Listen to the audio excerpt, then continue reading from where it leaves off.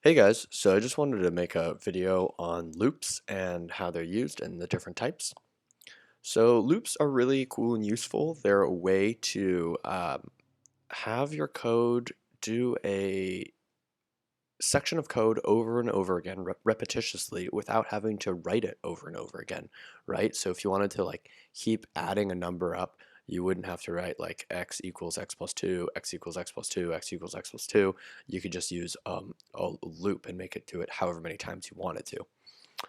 With that, there's a couple different types of loops. The first one I'm going to talk about is the while loop. It's called a sentinel controlled loop.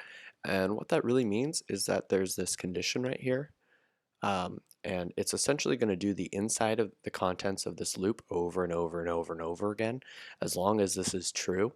And when this becomes false, it won't do the inside, and it'll go from this last bracket down, and it'll just do the rest of the code like a normal um, piece of code would. So an example of that is we can have it print out the value of x. And actually, we're going to want integer.toString. Put that there. Nice.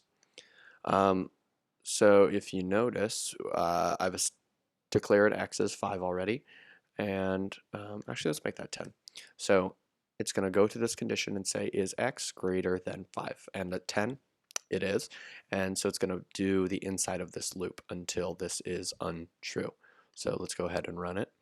And we'll notice that this keeps going forever. It is printing out the right number. It's printing out 10, but it's not stopping.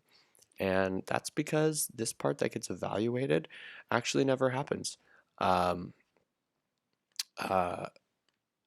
sorry, not never happens. It never becomes untrue, that because the value of x never changes. So what we can throw into here to make it really work a lot better is you can do x minus minus. This means that every time the inside of this loop executes, the value of x will be reduced by 1. And this will happen until it equals 5. And here we go. So we see 10, 9, 8, 7, 6, and no 5. But why did I say that it equals 5? Well, because on the x equals 6 right here, and it comes down and it prints 6 out, and then x gets minused one more time. So it becomes 5. X does equal 5. However, when it comes up to the top of here and it evaluates that x is not greater than 5, this is false, it does not do the inside part of this loop. It actually just continues out here. So we could write a system.out.print, and let me run this real quick. Oops. Put that as x. Okay. Perfect. So you notice it does the insides multiple times, and then it jumps out of the loop, and it just says done once. So there's no looping of anything past this bracket, which is great because we only want that to happen once. So that's sentinel controlled, where it's sitting and it's waiting to evaluate if this is true or not. There is a second type, which I will show you right now, called a for loop, and this is counter controlled. This is when you know you have a certain amount of loops you'd like to make, and yep. So here, value of x, and we'll play this one. All right, so the value of x for this one doesn't change at all, because we don't use x in, or I'm sorry, we have no changing of its value. In the loop, we use the integer I right here, and we establish it as 0, and we say that as long as I is less than 5, we're going to increase I each time. So it's very similar to the while loop, and most scenarios where you use a while loop, you could use a for loop or vice versa, but they are a little bit better suited for each of their uses.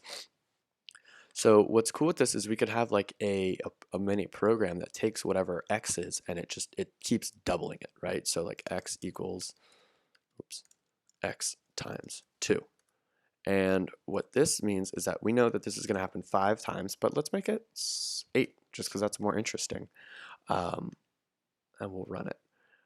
So with the counter control, we know we can really control how many times we want it to run.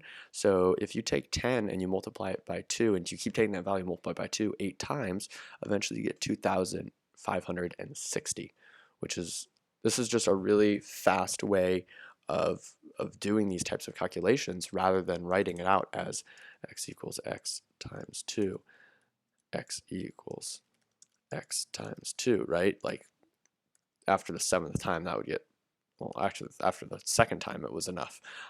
So that's just really the powerful uses of loops. If you guys have any other questions, please feel free to contact me.